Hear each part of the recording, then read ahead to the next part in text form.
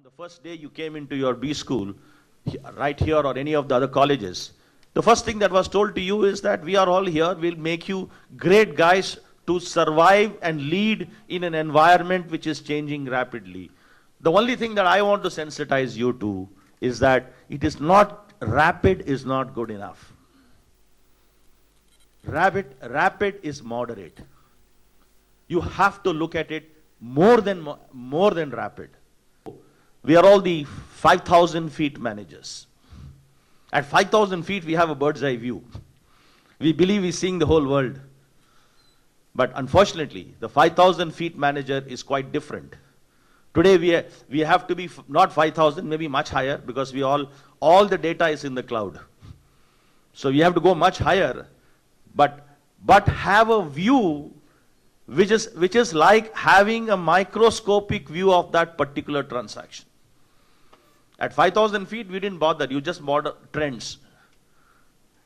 Do you realize that, I mean, some of those old reports, if you go back to your own seniors' theses that they have said and so on, they would have said some average, how many people stated this, what is the average and so on. The times and the depth at which you go are irrelevant today. I want to know what happened in the last 1 hour.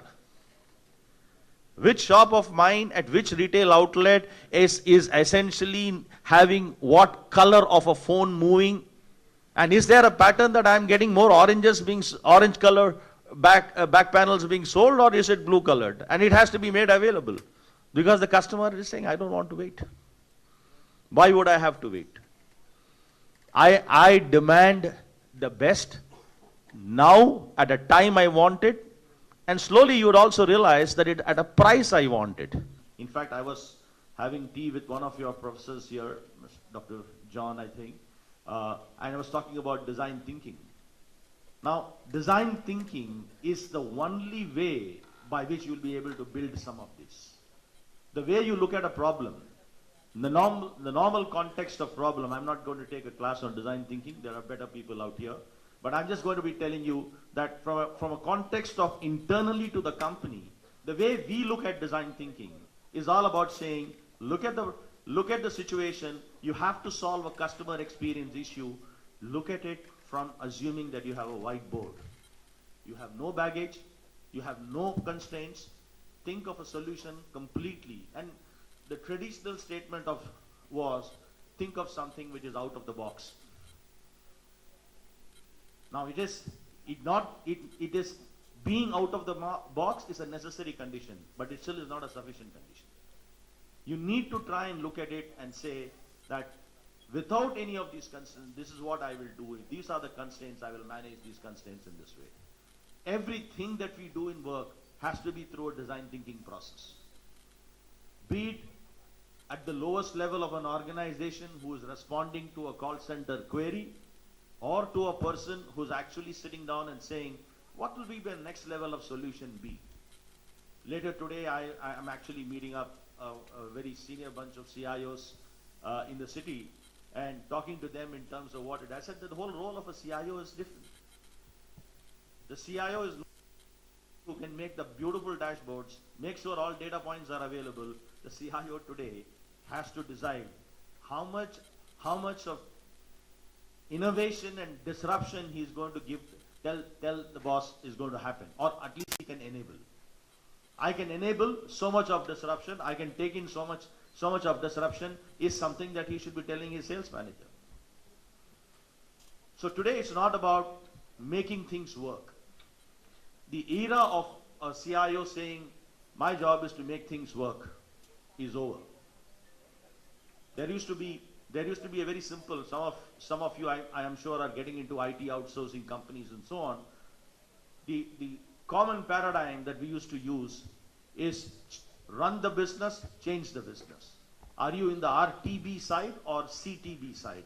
Which means if I maintain things, I'm using that 80% of my budget, which is run the business. Keep the lights on, as they say. You would not have lights to keep anything on, frankly. If you keep looking at the RTB side, unless you are willing to invest in the change the business. It is not, so I move that away now. I'm saying it is no longer CTB, it is DTB, it is disrupt the business. That is how important disruption is. The reason why I'm trying to belabor this whole sensitization with all of you is that as you get down to your work, apply this design thinking process in everything that you do, and be rest assured, the best among you, 10 years from now, 5 years from now, depending upon how you want to pace your life, are going to be at forefront of leadership, depending upon how much of disruption you have enabled in the organizations that you go for. Of course, when the day you land there, your bosses are going to say, this is the SOP, go by the SOP, this is what you should do, if this happens, this is what you should do. I'm telling you, it is the same bosses who are going to be delighted by the way you found new ways to respond to customer situations. At the end of the day, every one of organization's requirement, capability, role, mandate is to serve customers and serve the community of customers. How well you serve them, how much of their unmet need are you able to fulfill, at what economics are you able to fulfill that, is what defines whether you are a successful leader or an average leader. Thank you very much for having me here. It is a pleasure talking to you. Wish every one of you a very great time ahead in your